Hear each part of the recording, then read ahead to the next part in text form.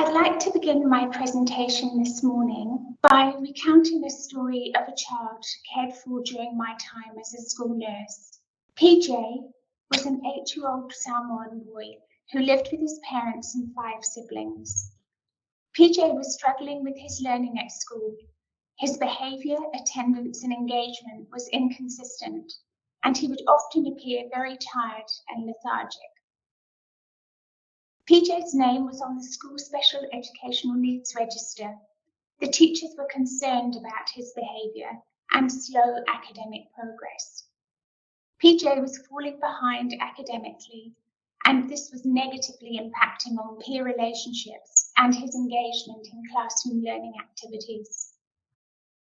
Much investment had been made by the school in trying to support PJ.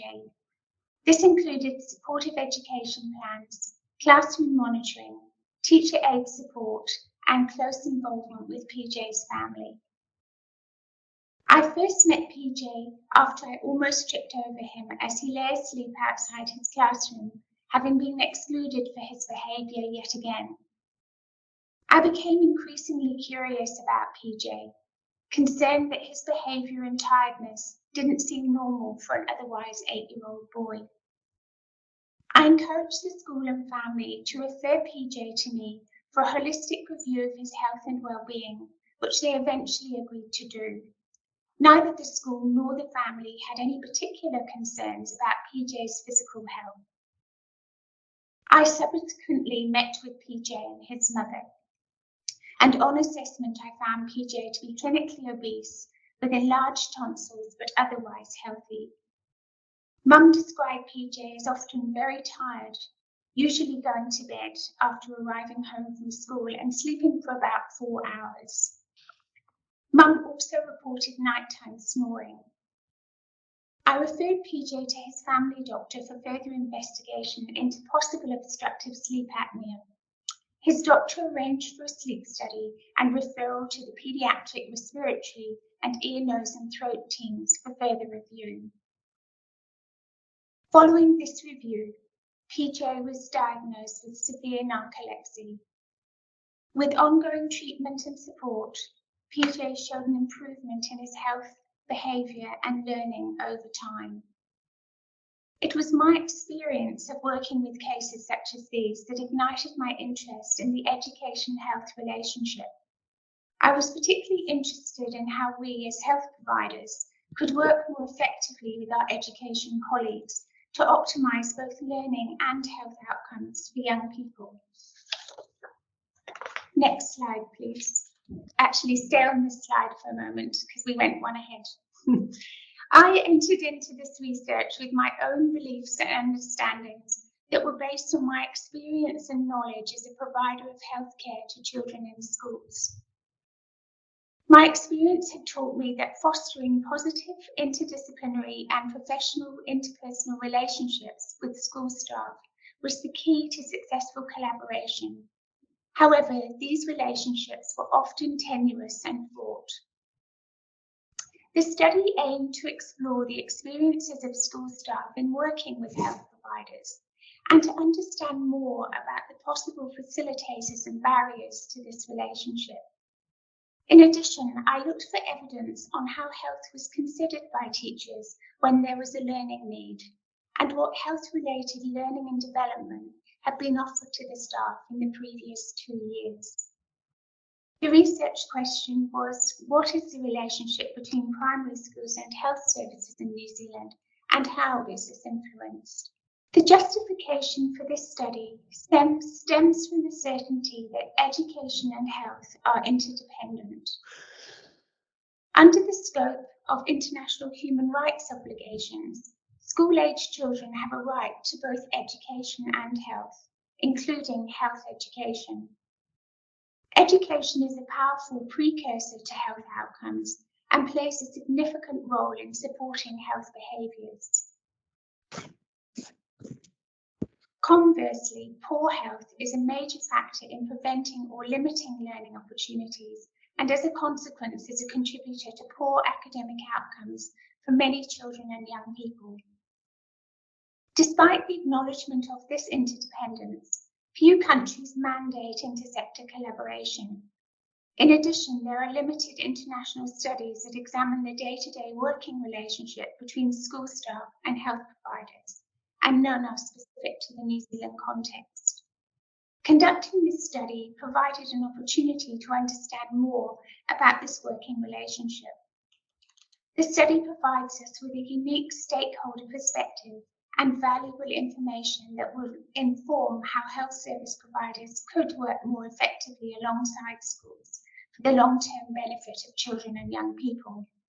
The provision of school health services has been in existence since the establishment of the New Zealand Medical Service in 1912. Services at this time were provided by doctors, with nurses coming into the fray in around 1921. Nursing services in schools are still provided today, although models vary across the regions. Despite what we know about the benefits of early intervention, the focus of health service provision and resources in New Zealand schools has centred on secondary rather than primary schools. Based on my own practice experience and the findings drawn from this study, I believe this is a significant and concerning oversight. In New Zealand, inequities exist in both academic and health outcomes for our most disadvantaged children, with Māori and Pacific children overrepresented in these statistics. Despite this, and the known interdependence of education and health, there is no formal requirement for the two sectors to work together. The devolved healthcare and education system in New Zealand has further complicated the ability of the two sectors to build sustainable relationships at a service level. What we do know from international studies is that positioning health services alongside schools not only increases the accessibility of such services to children, young people and their families, but also encourages educators and health workers to build more effective and beneficial partnerships. So what were the study design and methods used? A qualitative multi-case study design was used, informed by pragmatist philosophy. Cases were defined as state-funded primary schools covering school years 1 to 6. 3 schools were selected from across the Auckland region, drawing from different socio-economic communities.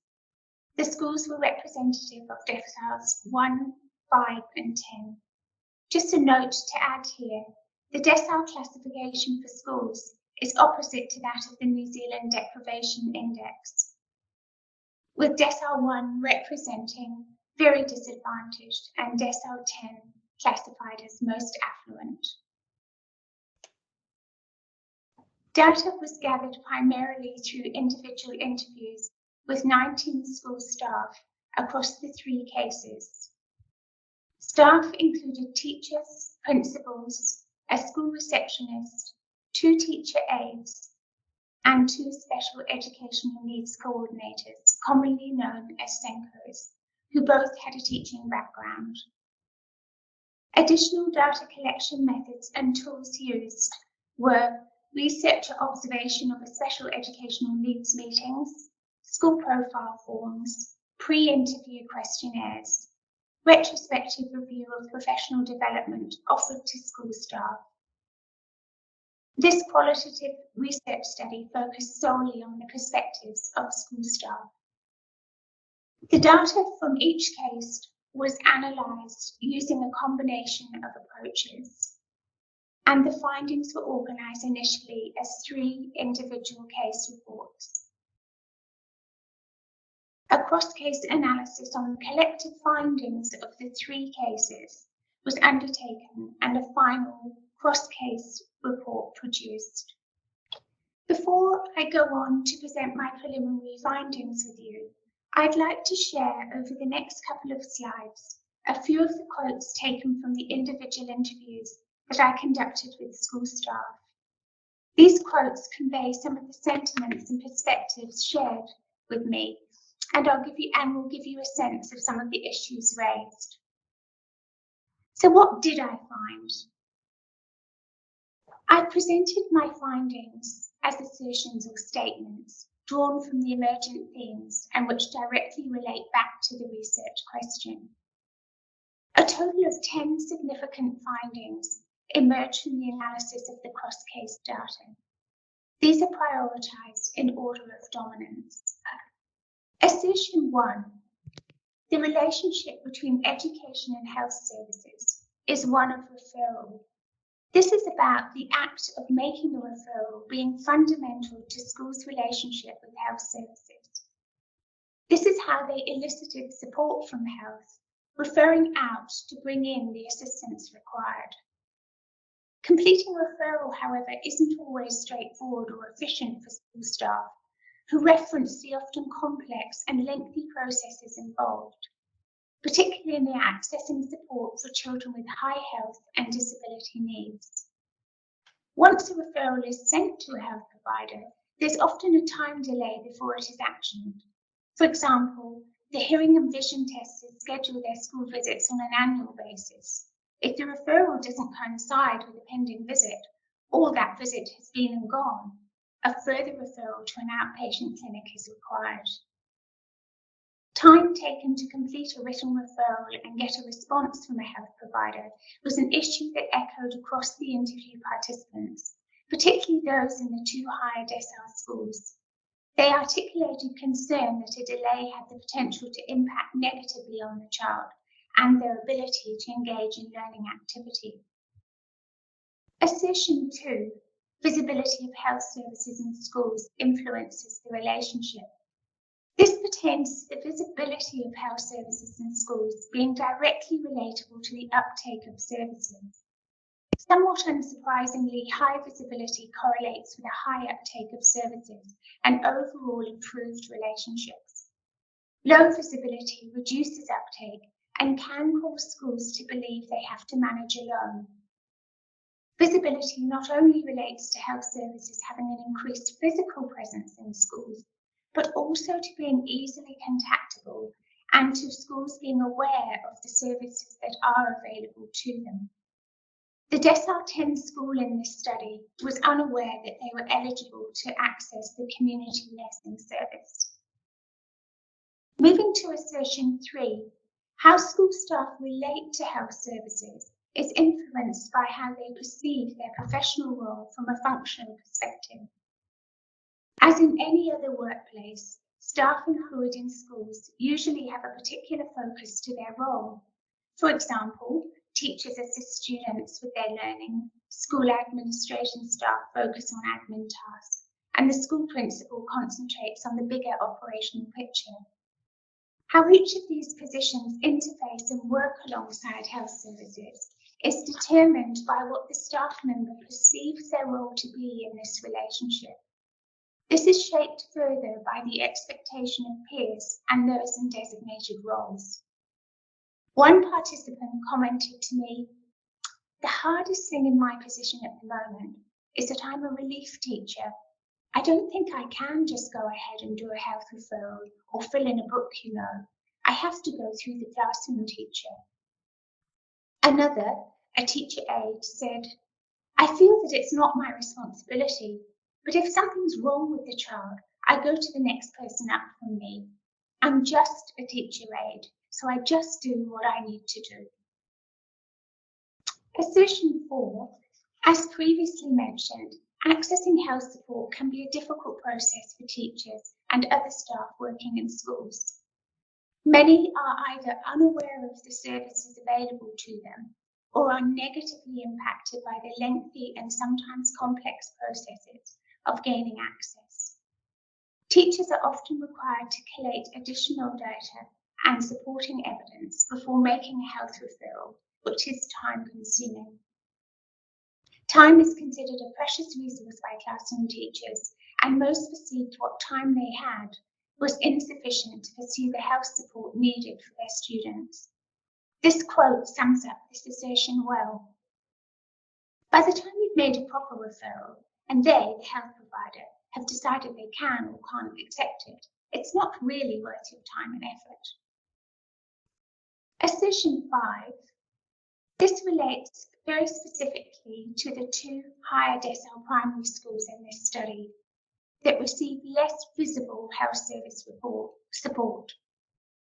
This decreased visibility prompted the participants in these schools to believe access to some services was not possible solely due to their higher decile ranking.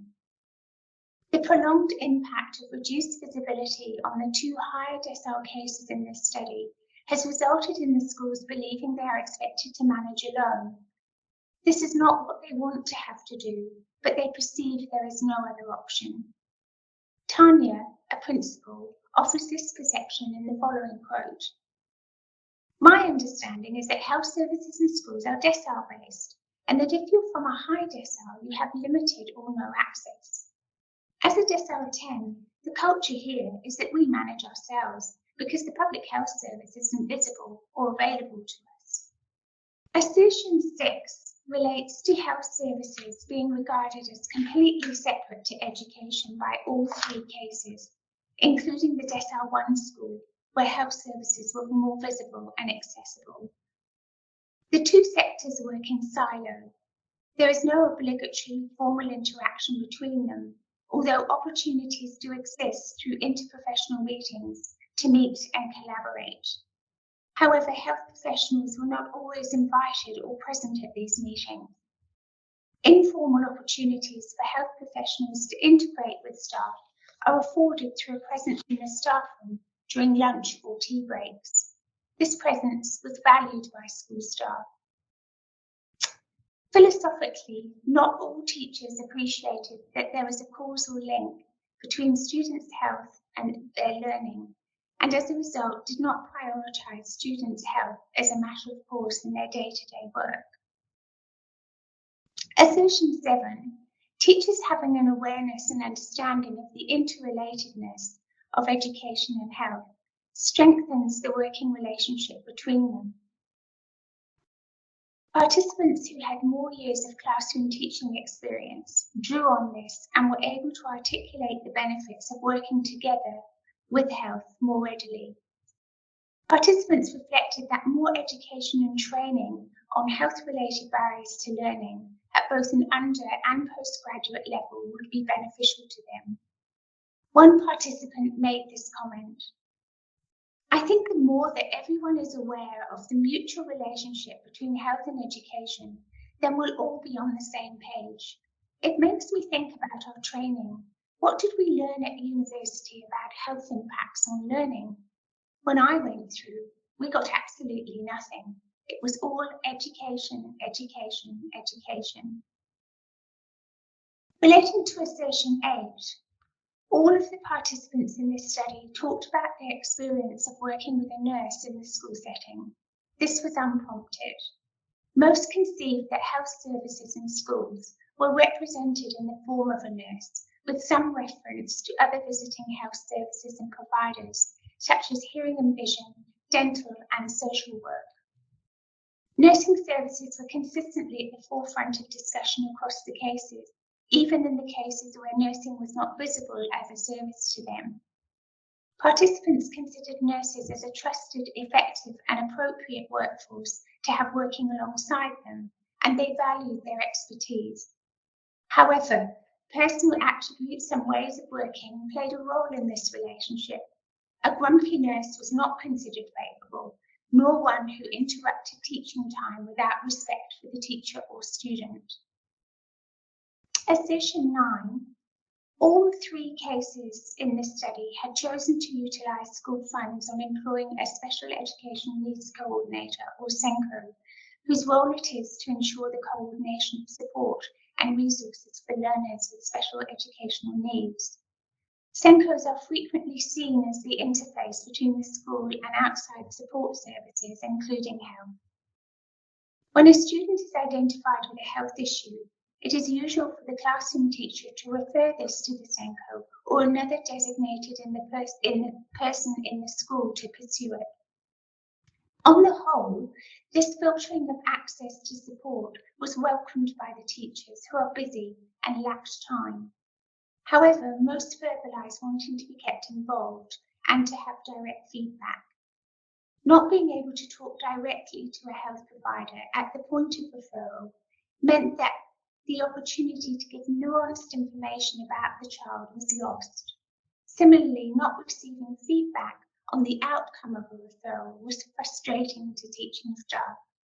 One participant commented, "I'd like the opportunity for a bit more input.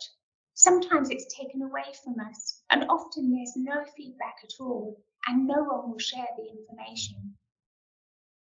One teacher spoke about an experience she had of a child who was taken out of her classroom by the SENCO for an hour every week for a whole term, and she didn't know why. "I didn't know where she went, but she went for an hour. When I eventually asked someone, I was told she was seeing her counsellor. That was news to me. It's not about my ego, it's about the child. I need to know that the child is okay. I need to make sure I'm making her day as normal and stable as I can. I don't want to say the wrong thing. I just need feedback on how I should be supporting her, or if I needed to be aware of anything." The final assertion, number 10, relates to school staff's perceptions of their role in supporting the health and well-being of their students. When asked directly what responsibility the interview participants thought they had in supporting the health and well-being of their students, their answers lay on a spectrum. The responses ranged from low responsibility to high responsibility. Their perceptions seemed to align with how they interpreted the concept of health and well-being, and whether or not they held a holistic view of their professional role. Some participants perceived that being involved in supporting health and well-being was not and should not be their responsibility. In contrast, others shared the notion that they couldn't teach a child if health and well-being were an issue, and based on this, they were willing to be involved. When participants spoke about an accident or injury occurring at school, their understanding of their role and responsibility was much clearer to them and was consistent. I will be proposing several recommendations based on the findings of this study. These relate to 4 main areas: policy, practice, workforce development, and research. In regards to policy, these recommendations centre on the need for better intersectoral collaboration. My recommendation for policy development orients to the current lack of intersector collaboration between the education and health sectors in New Zealand. The current relationship is perceived as a nice to do rather than a need to do. This sentiment is contrary to the evidence that clearly demonstrates the positive outcomes that can be achieved for children and young people through such a collaboration. Practice. Firstly, we know that sustainable and effective intersectoral collaboration is notoriously difficult, and even more so between 2 complex systems such as education and health. An effective way to support this will be to establish a separate intermediary entity whose focus is on bringing the 2 sectors together through planning, data sharing, coordination, and management. Knowing what matters to each sector is vital to relationship building. The second proposed practice recommendation is largely self-explanatory: to develop a model for health service delivery that can be applied across a range of school settings, is flexible, promotes visibility, and allows for a universal and targeted approach when needed, applying the principle of proportionate universalism. In regards to leveraging of infrastructures, an example we have successfully trialled at Starship Community, based on some early findings of this study, is assigning a nurse to work with a community of learning in a more affluent part of Auckland. A community of learning, or COLE, is a collection of education providers in a geographical area who come together to share resources with the aim of helping learners reach their full potential. In this scenario, the assigned nurse attends COLE-level wellbeing and special education meetings and works with the 12 individual schools to action referrals and support transitions when she's required to do so. This project has been very well received by all involved and has increased the visibility and profile of health services to these higher decile schools. With increasing roles across many parts of Auckland, classroom space is limited. More dedicated healthcare spaces are needed, particularly in schools situated in low socioeconomic communities, to increase visibility and access to care.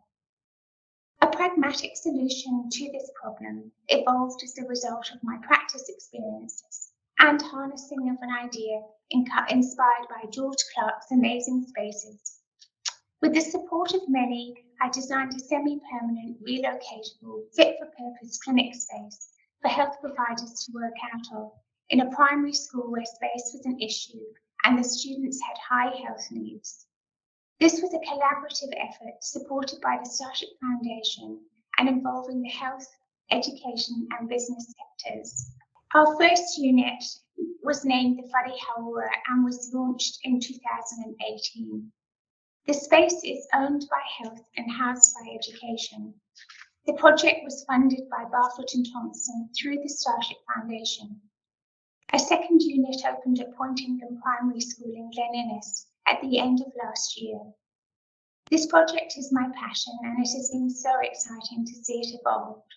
I had popped this slide in for you to see what could be achieved by having a vision, being committed and working collaboratively across sectors.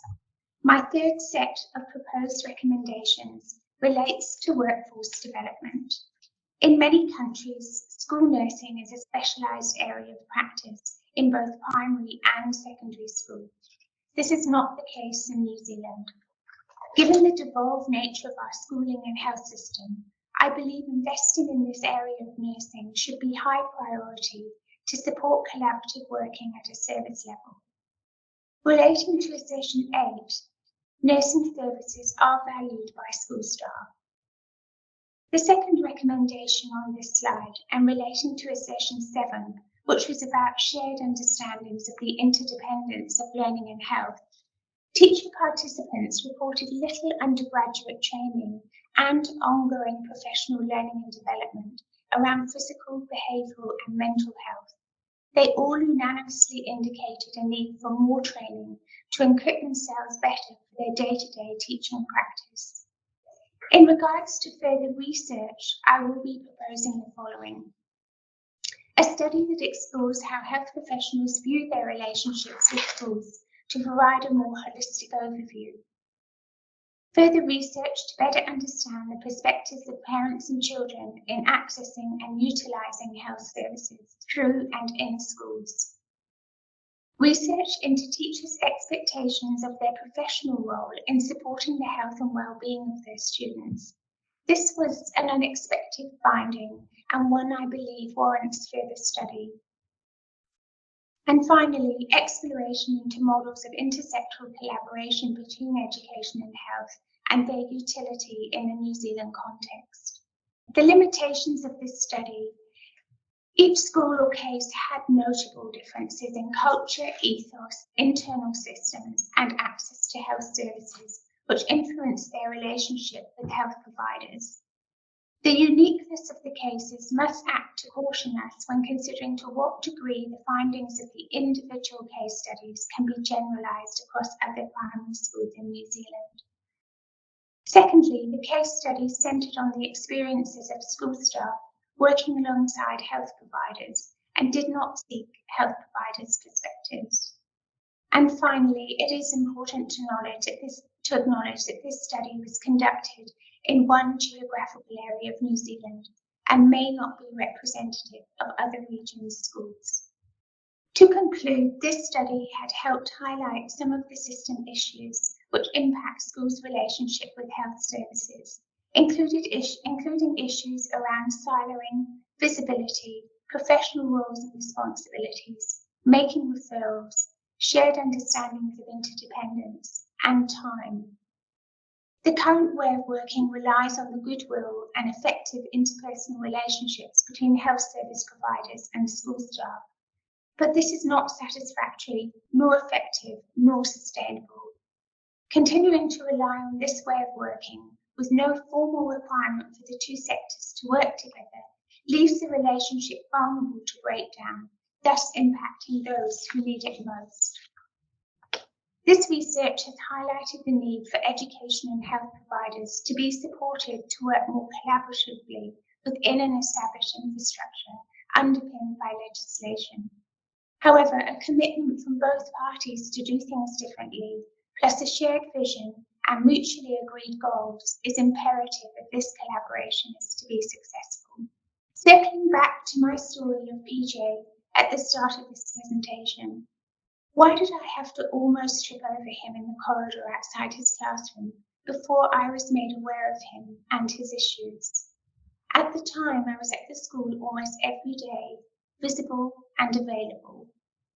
This study has provided some insights into why this might have been so, and highlights the reason we need to consider and do things differently if we are to foster better intersectoral and interdisciplinary understandings and relationships, and, most importantly, optimise education and health outcomes for children and young people. I would like to acknowledge the support I've received. Firstly, the schools and participants in this study who showed such willingness to be involved. Secondly, I'd like to thank my funders for their generous support, the Wilson Sweet Fellowship, Heather Vorse, the A+ Trust, and AUT. And finally, my original and subsequent supervisors, Dr. Annette Dickinson, Dr. Margaret Jones, Dr. Leon Bernard, and Dr. Jane Morgan from the Auckland University of Technology. I'd also like to thank all those who've supported me professionally and personally to get to this point.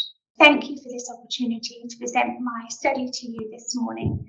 I'm hoping that there will be some of you who are willing to help me champion the need for change in this area. And if you are keen, I'd love to hear from you. My details are on this slide.